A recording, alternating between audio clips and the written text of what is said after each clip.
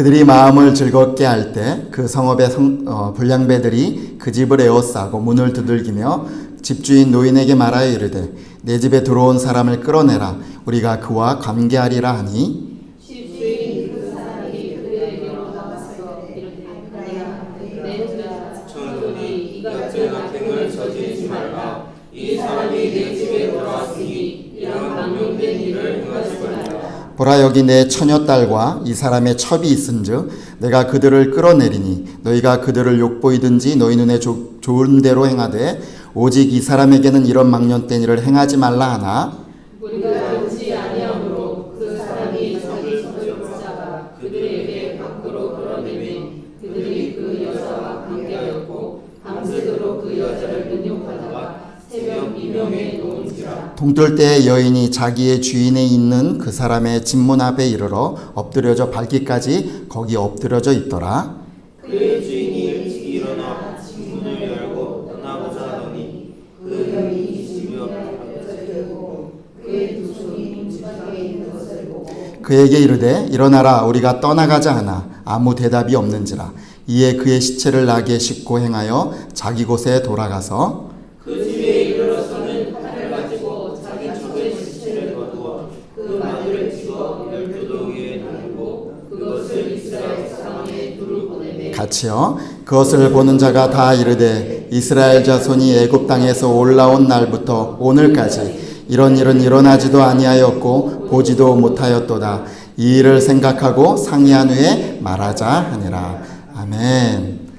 오늘도 이렇게 부르신 교회 하나님 앞에 이렇게 예배하러 나오신 우리 모든 성도님들에게 하나님께서 놀라운 은혜로 함께 하시기를 간절히 축복합니다. 아마 오늘 본문 말씀을 이렇게 읽으면서 조금 당황스러워 하시는 분들도 있을지 모르겠습니다.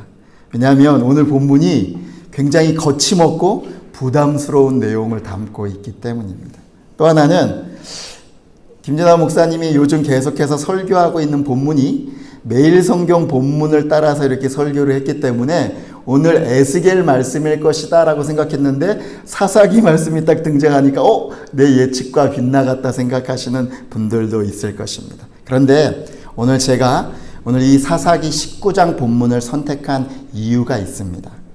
제가 6개월 동안 이렇게 교회를 개척하고 말씀을 전하면서 하나님께서 계속해서 저에게 고민과 부담을 주시는 것이 있습니다. 부르심 교회를 하나님께서 시작할 때 하나님이 찾으시는 영혼들을 세우고 그들을 회복하는 교회가 되었으면 좋겠다 하는 마음을 우리 교회에 주셨습니다. 그리고 실제로 그런 응답들을 우리가 지금 여러 곳에서 보고 있습니다. 6개월이 지나면서 하나님이 우리 교회에 이런 마음을 주셨는데 이런 하나님의 마음을 잘 감당하기 위해서 우리 교회가 더욱더 힘을 가지고 더 튼튼해져야 되겠다라는 생각을 하게 됩니다. 그래서 우리 한 사람 한 사람이 우리 스스로 성장해야 된다라는 그뿐만 아니라 우리가 성장하는 데 그치지 않고 하나님이 우리 교회에 보내주시고 회복하기를 원하시고 찾으시기를 원하시는 그 영혼들을 도와주고 세워주려면 우리가 신앙의 기초를 더 튼튼히 세워야 되겠다라는 마음을 하나님께서 저에게 부담으로 주셨습니다. 그래서 앞으로 아마 몇 개월 동안은 신앙의 기본 원리를 가지고 주제로 설교를 하려고 합니다. 그 시작이 바로 오늘 말씀인 것입니다. 또 하나의 이유는 바로 오늘 본문이 오늘날 우리 시대를 적나라하게 보여주고 반영하고 있기 때문입니다. 오늘 말씀은 사사기를 마무리하는 아주 중요한 사건입니다. 또한 사사기 전체의 흐름과 메시지를 단적으로 보여주는 아주 중요한 말씀이기 때문입니다. 오늘 말씀의 줄거리를 대략적으로 살펴보면 이렇습니다. 에브라임 산지 구석에 사는 레위 사람이 멀리 베들레헴에서 첩을 맞이했습니다. 근데 둘의 관계가 그렇게 순탄하지만은 않았습니다. 이 첩이 문제를 일으켜요. 성경에 보면 행음하고 베들레헴 자기 아버지 집으로 돌아갔습니다. 근데 이 레위 사람이 4개월 동안 이 여인을 찾지 않은 거예요. 4개월이 지나서야 어떤 마음인지 모르지만 이 여인을 찾으려고 자기 종과 같이 그 여인의 집으로 찾아갑니다. 이 사위를 맞은 이 장인어른이 너무 기뻐하면서 그들을 환대합니다. 이 장인의 지극한 부탁 때문에 4일이나 그 집에 머무르게 되고 제5일째 늦은 시간이 돼서야 그 집을 나서게 됩니다. 이렇게 늦은 시간에 출발한 이 레위 사람 일행이 가는 도중에 유숙을 할 곳을 찾아야만 했습니다. 왜냐하면 어둠이 찾아왔기 때문이죠. 그래서 가까운 여부스 사람의 성읍에 들어가자고 그 종이 설득을 합니다. 성경은 자세하게 우리에게 어떤 언급을 하고 있지는 않지만 이 레위 사람의 종이 무엇인가를 알고 있다라는 암시를 우리에게 주고 있는 듯합니다. 그런데 이 종의 이렇게 간곡한 부탁에도 불구하고 이 주인인 레위 사람은요, 종의 말을 거부합니다. 내가 왜 이방인의 땅에 들어가냐? 우리 지금 옆에 있는 동족 베냐민 지파의 땅이 더 이쪽에 또 가까이 있으니까 그 기브아 땅으로 들어가자라고 주장을 하고 그 땅에 들어가게 됩니다. 베냐민 땅에 들어갔을 때 이 레위 사람의 기대와는 달리 그 기브아 사람들이 이 일행들을 굉장히 냉대하는 것을 보게 됩니다. 아무도 이 나그네, 이 레위 일행들을 거들떠 보지도 않는 것입니다. 늦은 밤이 돼서야 한 노인이 그들을 자기 집으로 들이게 됩니다. 그리고 나서 여기서 우리가 읽은 것처럼 문제가 발생합니다. 그 동네에 불량배들이 나타나서 협박을 합니다. 내 집에 온 사람을 끌어내라. 우리가 관계하리라. 여기 관계하리라라는 말은 성적 행위를 얘기하는 것입니다. 동성애를 얘기하는 것이고 집단적인 그 폭행을 의미하는 단어입니다. 창세기 19장에 보면 소돔과 고모라 땅은 성적으로 문란하고 타락했기 때문에 하나님 앞에 멸망을 받았습니다. 그런데 오늘 이 시대에 그것도 하나님의 지파인 이 베냐민 지파 땅에 창세기 19장에 멸망받은 소돔과 고모라 땅에 있었던 그 죄가 적나라하게 그대로 버젓이 벌어지고 있는 모습을 우리가 보게 되는 것입니다. 그 집주인 노인이 자신의 딸과 첩을 주겠으니까 이 남자를 건드리지 말라고 그들을 회유합니다. 그러나 그들은 전혀 말을 듣지 않습니다. 그리고 그 와중에 더 어처구니 없는 광경을 우리가 보게 되는 것이죠. 남편인 이 레인이 자기 첩을 붙잡아서 그들에게 내던지고는 그 문을 닫아버리는 것입니다. 자기 목숨을 부지하려고 그 어린 여인을 헌시짝처럼 버렸습니다. 그 악한 자들이 밤새도록 이 여인을 능욕하고 새벽에야 놓아주었고 이 여인은 그 주인이 있는 집에 와서 쓰러졌습니다. 아침 일찍이 이 레위 사람이 혼자 도망가려고 문을 열었습니다. 근데 나가다가 쓰러져 있는 이 여인을 발견하지. 성경은 이 여인의 상태를, 이 여인의 마음을 이렇게 표현하고 있습니다. 그 여인의 두 손이 문지방에 걸려 있었다. 이 여인이 얼마나 나 좀 살려주세요, 나 좀 구해주세요, 나 좀 도와주세요 하는 그 처절한 이 여인의 마음이 이 표현으로 표현되고 있는 것입니다. 그런데 그 다음에 이 레위 사람의 말이 다시 한번 우리를 경악하게 합니다. 괜찮냐? 미안하다. 내가 잘못했다. 좀 일어나 봐라. 이렇게 하는 얘기가 아니라 일어나 가자. 아무 일도 없었다는 것처럼 일어나 가자라고 말하고 있습니다. 그러나 이 여인의 몸은 이미 싸늘하게 식어 있었습니다. 죽은 여인을 싣고 집에 돌아온 이 레위 사람은 그 시체를 12조각으로 나누어서 이스라엘 각 지파에게 보냈습니다. 이 사건 때문에 뒤에 있는 20장과 21장에 전 이스라엘 안에서 서로 민족 간에 보복 전쟁을 하는 도화선이 되는 것을 우리가 알게 되고 바로 그런 만행을 저질렀던 베냐민 지파는 이 일 때문에 몰락하고 마는 그런 계기가 되는 사건이 오늘 말씀의 주 내용입니다. 왜 이 말씀이 사사기를 마무리하는 중요한 사건으로 성경은 기록하고 있는 것일까요? 왜 오늘 말씀이 사사기 전체의 메시지를 단적으로 보여주는 중요한 부분이라고 할 수 있을까요? 여러분, 우리가 이제 뭐 주일학교부터 계속 왔든 아니면 어렸을 때 교회를 조금 다녀봤든 어른이 돼서 성경을 이렇게 보면서요, 주일학교 때 배운 내용과 많이 다르다는 것을 알면서 이렇게 깜짝깜짝 놀랄 때가 있습니다. 오늘 사사기 말씀도 대표적으로 그 중에 하나입니다. 주일학교 때 배운 것과는 많이 다릅니다. 그때 우리가 아는 이 사사기는 삼손, 드보라, 기드온 등 영웅들의 무용담이었습니다. 그죠? 근데 실제로 사사기의 내용은 무용담이 아닙니다. 온니엘부터 바로 삼손까지의 이 모습은 계속된 악순환을 보여주고 있습니다. 이스라엘이 하나님께 범죄하고 하나님이 그보로 말미암아 이들을 벌하셔서 이방 민족들이 이 이스라엘을 압제하고 착취하게 되고 이들이 너무 괴로워서 하나님 앞에 기도하고 호소하니까 하나님이 또 사사를 보내주셔서 이들을 풀어주시고 도와주시고, 그런데 조금 나아지니까 이들이 또 하나님 앞에 범죄하고 그래서 하나님이 벌하시고 이 악순환이 계속 연속되는 것이 사사기의 주요 내용입니다.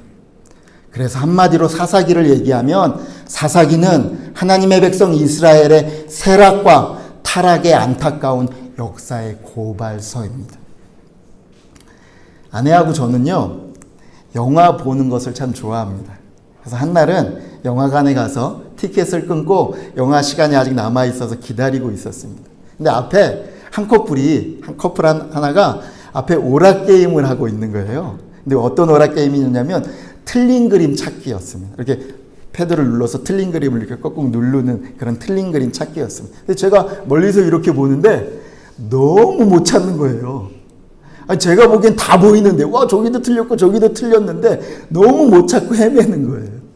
그런데 그 커플이 이제 거기를 떠나고 제가 아내를 부추겼죠. 우리도 한번 해보자. 그래서 저희가 앉았는데, 아니, 아까는 그렇게 멀리서는 잘 보였는데 막상 우리가 하려고 그러니까 진짜 안 보이는 거예요. 더 안 되는 거예요. 그래서 여러분도 한번 맛보기를 보여드리겠습니다. 자, 여러분, 이곳에 틀린 그림, 너무 쉬운 거예요. 이게 1단계입니다. 틀린 그림 3가지가 있으면 한번 찾아보십시오. 네, 너무 쉽게 찾을 수 있죠. 제가 오늘 뭐 이거 하려고 설계하는 거 아니니까. 자, 다음 그림을 보여주십시오. 여러분, 여기서 틀린 그림을 찾아보십시오. 아마 여러분 중에 제가 무슨 말을 하려고 하는지 눈치를 챈 분도 있을 것입니다. 여러분, 첫 번째 그림에서는 여러분이 틀린 그림을 찾으실 수 있었습니다. 그러나 두 번째 그림에서는 틀린 그림을 찾을 수가 없습니다. 왜일까요? 이 틀린 그림을 찾을 수 있는, 그거와 대조해서 볼 수 있는 원본 그림이 없기 때문입니다. 원본 그림이 없으면 무엇이 틀린 것인지 우리는 찾을 수가 없습니다. 그런데 오늘 사사기에서 보여지는 이스라엘의 모습은 어떻습니까? 이들은 이 원본 그림을 잃어버렸습니다. 그래서 자신들이 무엇이 틀렸는지 자신들의 틀린 그림을 찾을 수가 없습니다. 그것을 어떻게 알 수 있을까요? 바로 사사기 곳곳에서 반복되고 있는 문장들이 있습니다. 17장부터 사사기 곳곳에서, 그리고 21장 25절에서 마무리하는 그 문장이 이들이 틀린 그림이 찾을 수 없다라는 것을 우리에게 보여줍니다. 우리 21장 25절 말씀 같이 읽겠습니다. 그때 이스라엘의 왕이 없으므로 사람이 각기 자기의 소견에 옳은 대로 행하였더라. 그때 이스라엘에는 왕이 없었다. 이것을 계속 반복하고 있습니다. 이스라엘의 왕이 없었다라는 이 말은요, 단지 그들을 인도해 줄 사람인 왕이 없었다라는 말이 아닙니다. 이스라엘 백성들은 자기들에게 나타난 지금 이 가난과 외세의 침략과 핍박과 이 어려움의 문제가 주변의 적들의 침략 때문이라고 생각했습니다. 우리에게 그들을 막아낼 힘이 없었기 때문이라고 생각했습니다. 우리를 지켜줄 인간인 왕이 없기 때문이라고 생각했습니다. 그러나 성경은 분명히 말합니다. 지금 그들에게 있는 이 문제의 핵심은 너희가 하나님을 왕으로 모시고 있지 않기 때문이다 라고 말하고 있습니다. 너희가 그 틀린 그림을 찾을 원본 그림이 없기 때문이다 라고 말하고 있는 것입니다. 이스라엘은 왕이신 하나님의 말씀을 더 이상 자신들의 기준으로 삼고 살지 않았습니다. 아니요. 아예 그 기준을 잃어버리고 살았습니다. 그 모습이 종합 세트로, 총천연한 종합 세트로 드러나는 것이 바로 오늘 우리가 읽은 이 본문 말씀입니다. 여러분, 오늘 이 말씀의 틀린 그림을 우리가 한번 찾아볼까요? 그냥 우리가 기본적으로도 틀린 그림을 너무나 많이 찾을 수 있다는 것이죠. 첫 번째, 레위인이 첩을 두고 있습니다. 하나님은 레위인을 세울 때 성적으로 순결하라 라고 분명히 말씀하셨는데 레위인이 버젓이 첩을 두고 있고 이것이 너무도 그냥 아무것도 아닌 것처럼 성경이 기록되고 있는 것을 우리가 보게 되는 것이죠. 또 하나, 이 레위인이 상당한 재산을 가지고 있다는 것을 알게 됩니다. 성경은 하나님께서 레위인에게 분명히 얘기합니다. 레위인의 기업은 하나님 여호와 하나님이다. 근데 이들이 재산을 많이 증식하고 가지고 있는 모습을 성경에서 보게 되죠. 또 하나님의 백성인 이 베냐민 기브아 땅에 소돔과 고모라에서만 있을 법한 그 성적인 완전한 타락과 문란한 행위들이 버젓이 행해지고 있는 모습을 우리가 보게 되죠. 아까 종이 얘기한 것처럼 그 바로 옆에 있는 이방 땅인 여부스 땅보다 더 심각한 모습이 하나님의 백성의 땅에 이루어지고 있는 모습을 보게 되는 것입니다. 또 이 위급한 상황에서 레위인이 선택한 모습을 보십시오. 그가 하나님의 종인데 하나님을 의지하거나 오히려 자기가 희생하려고 하지 않고 이 연약한 첩을 그 희생을 도모했는 모습을 우리가 보게 됩니다. 정말 이 여인을 사랑한 것일까요? 또 레위인은 시체를 만지지 말라라고 하나님이 얘기하셨는데 그것을 전혀 두려워하지 않습니다. 거룩의 개념이 상당히 희박해져 있다는 것을 우리가 알 수 있습니다. 또 자기의 억울함을 풀기 위해서 이 사람이 한 행동이 어떻습니까? 접의 시신을 12조각으로 내서 보내는 것을 보게 됩니다. 아무리 죽은 몸이라도 사람의 몸을 존중히 여기지 못하는 모습을 보게 되고 또 이 레위인의 이 모습 때문에 열한 지파와 베냐민 지파가 민족 간의 처참한 전쟁을 벌이는 그런 시발점이 되는 것을 우리가 알게 됩니다. 원수를 하나님의 방법이 아닌 자신의 방법으로 풀려 하는 모습을 우리가 성경 가운데 보게 되는 것이죠. 이외에도 우리가 찾으면 너무나 많은 것들이 쉽게 하나님의 말씀과 어긋나 있는 것을 또 그것이 너무나 당연한 것처럼 진행되고 있는 성경의 시대를 우리가 보게 되는 것입니다. 왜 오늘 이 사사기의 이 말씀을 우리가 심각하게 보아야 하는 걸까요? 저는 이 사사기의 모습이 오늘 이 시대와 우리 한국교회와 우리의 모습이 아닌지 정말 하나님 앞에서 두렵습니다. 이 시대는 기준을 잃어버린 시대입니다. 지금 우리 한국교회는 하나님의 말씀을 기준으로 삼고 있는지 한번 심각하게 돌아봐야 됩니다.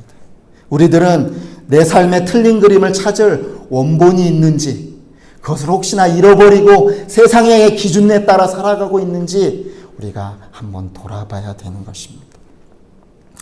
낸시 피어스라는 작가가 완전한 진리라는 책에서 현대의 중요한 핵심을 이렇게 짚었습니다. 우리 한번 읽어볼까요? 옆에 있는 것 시작. 현대 포스트 모더니즘 사회가 기독교에 준 가장 큰 영향은 기독교를 더 이상 진리의 영역이 아니라 기호의 영역으로 바꿔놓은 것이다.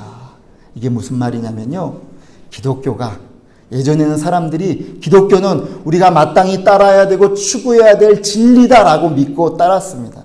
그런데 현대사회가 어떻게 바꿔놨냐면 이 기독교는 자신의 취향과 필요에 따라 선택하는 기호품으로 대체했다라는 것입니다. 마치 담배를 피냐 안 피냐 골프를 치냐 안 치냐 내가 오늘 건강을 위해서 동네 체육센터에 가는 정도로 취미나 여가나 자아실현 정도로 기독교를 낮춰버렸다라는 것입니다. 그래서요 여러분이 교회 가자 예수 믿어야 됩니다라고 전도를 하면 사람들이 쉽게 하는 말 우리가 듣죠. 무슨 말을 듣습니까? 시간 될 때 갈게요. 근데 여러분 이게 얼마나 무서운 얘기인지 아십니까?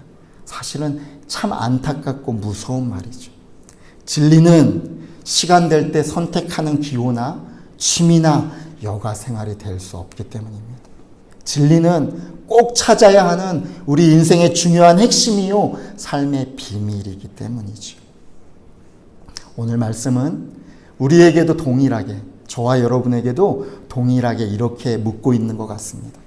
당신이 믿는 기독교는 진리입니까? 아니면 기호입니까?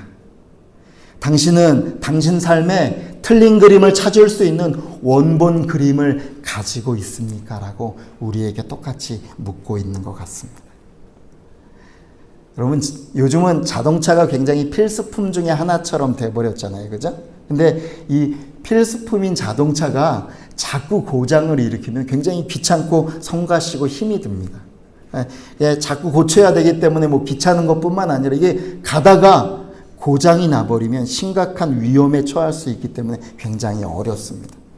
네, 저에게도 중고로 사서 오랫동안 잘 타던 차가 있었습니다.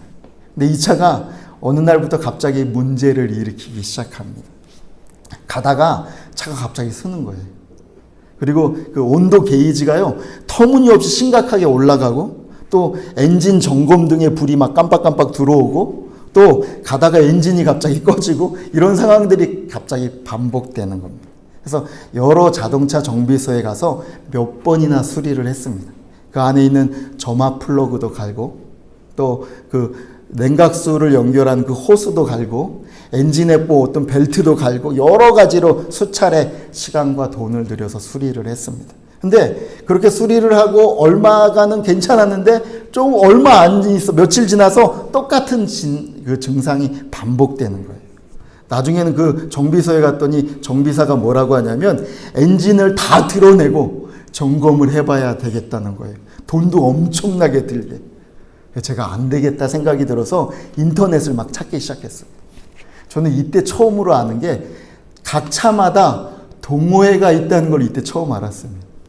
제 차에 맞는 동호회가 있더라고요. 그 동호회를 찾아보니까 제 차하고 똑같은 증상을 가지고 있는 부분들이 드러나는 거예요.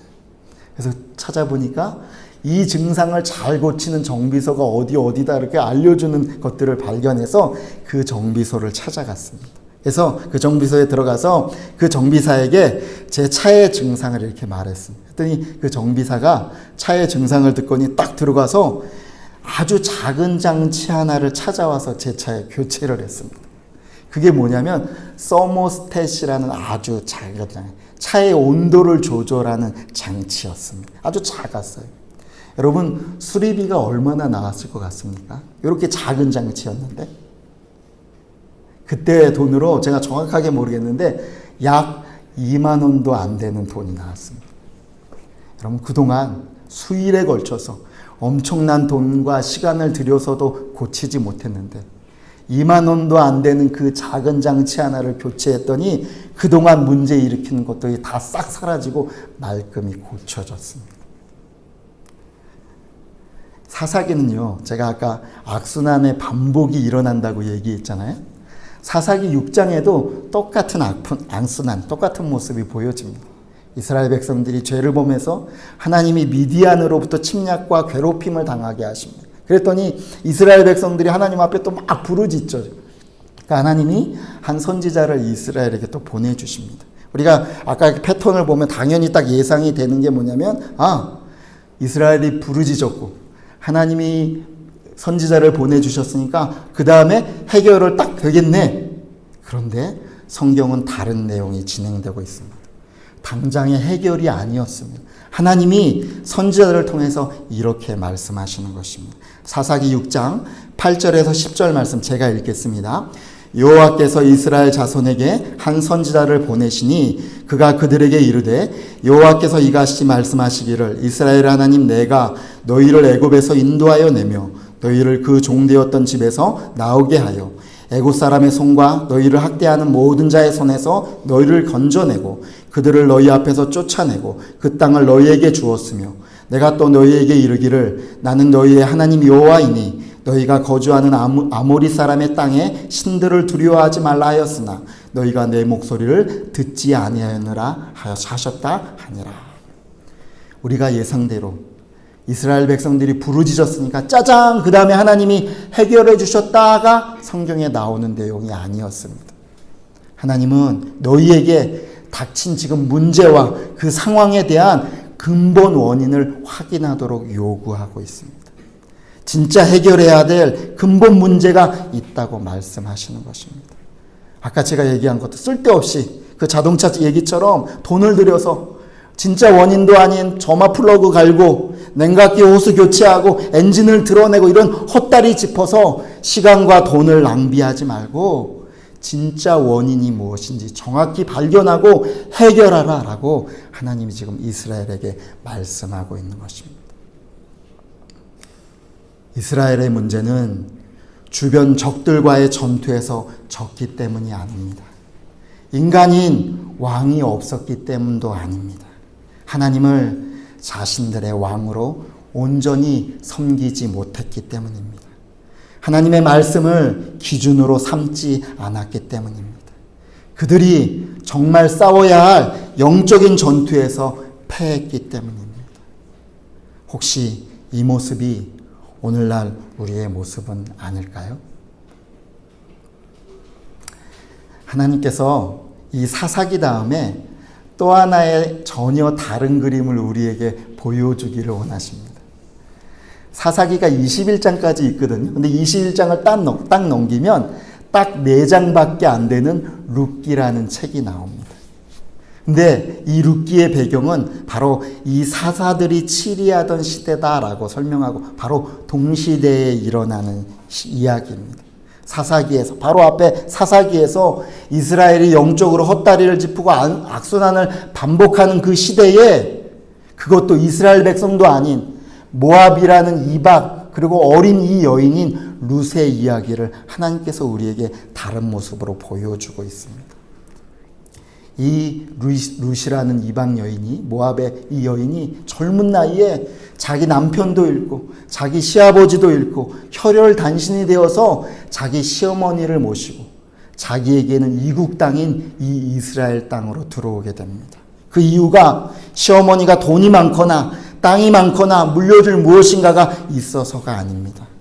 자신이 그 시어머니를 통해서 배운 그 하나님을 자신의 주인으로 자신의 영적인 주인으로 모셨기 때문입니다. 우리 룻기 1장 16절 말씀 같이 읽겠습니다. 룻이 이르되 내게 어머니를 떠나며 어머니를 따르지 말고 돌아가라 강권하지 마옵소서. 어머니께서 가시는 곳에 나도 가고 어머니께서 머무시는 곳에서 나도 머무겠나이다. 어머니의 백성이 나의 백성이 되고 어머니의 하나님이 나의 백성이 되시리니 아멘. 룻은요, 이 믿음 때문에 이렇게 하나님을 자신의 왕으로 삼은 이 믿음 때문에 하나님의 놀라운 축복을 받습니다.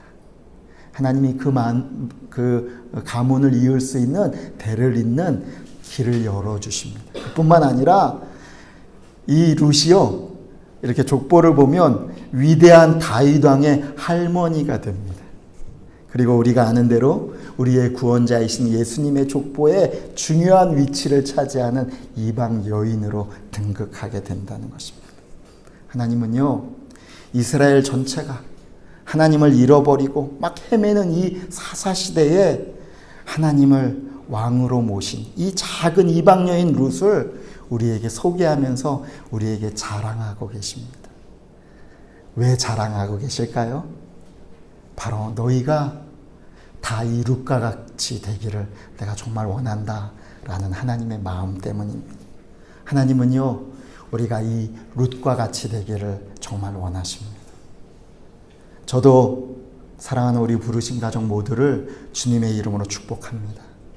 여러분, 사사기와 같은 이 시대에 룻과 같은 하나님이 자랑하고 싶고 하나님이 높여주고 싶고 하나님이 인도하시는 삶을 사는 우리 모든 부르신 가족들이 되시기를 주의 이름으로 축복합니다. 아멘. 여러분, 이 시대에 우리가 싸워야 될 싸움이 있습니다.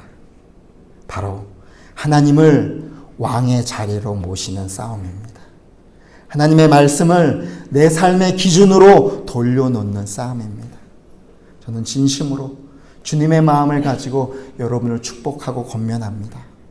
우리 모든 부르신 가족들이 이 싸움을 멋지게 싸워나가는 모든 분들이 되시기를 주의 이름으로 간절히 축복합니다. 아멘.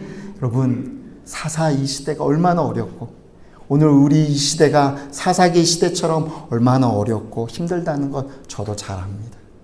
목사인 저도 어쩔 때는요, 두려움을 느낄 때가 참 많습니다. 그러나 하나님께서 이 룻을 보호하시고 인도하시고 하나님이 세우신 것처럼 우리를 보호하시고 우리가 그 하나님을 온전히 왕으로 모시고 하나님의 기준을 붙들고 살 때 하나님이 우리를 동일하게 인도하시고 축복하실 것을 저는 분명히 믿습니다. 저는 우리 부르신 교회가 이 룻기와 같은 교회가 됐으면 좋겠습니다. 그래서 앞으로요, 우리 교회는 이 싸움을 할 것입니다. 어떻게 이 싸움을 할 수 있을까? 어떻게 이 싸움을 시작해야 됩니까? 바로 기본으로 돌아가는 것입니다. 신앙의 기초를 다시 든든히 세우는 것입니다. 기초가 튼튼한 집은 바람과 비가 막 올 때 넘어지지 않습니다. 우리 계속 어젯밤에 엄청난 바람이 불었잖아요. 기초가 튼튼한 집은 그런 바람과 비에도 든든하게 서 있습니다. 그러나 겉은 굉장히 화려하고 굉장히 좋은 것처럼 보이지만 기초가 튼튼하지 않은 집은 비바람에 무너지는 것이죠. 여러분, 아마 계속해서 신앙의 기초에 관한 이야기를 앞으로 설교 가운데 할 것입니다. 여러분, 이전까지 많이 들었던 여러분의 말씀일 수 있습니다. 그러나 나 그거 다 들어봤어, 그거 다 알아, 이렇게 그냥 쉽게 여러분이 지나쳐가지 않기를 주님의 이름으로 권면합니다. 말씀이 여러분 앞에 선포될 때 여러분의 기초를 점검하고 깨지거나 무너진 곳이 있다면 정비하는 시간이 되기를 바랍니다. 그곳에 벽돌을 다시 쌓고 구멍난 곳이 있으면 시멘트로 그것을 다시 메꾸고 기울어진 곳이 있다면 든든하게 평평하게 다시 다지는 시간이 되시기를 주의 이름으로 축복합니다. 저는요, 하나님이 우리에게 이 시간들을 주신 것을 축복이라고 생각합니다.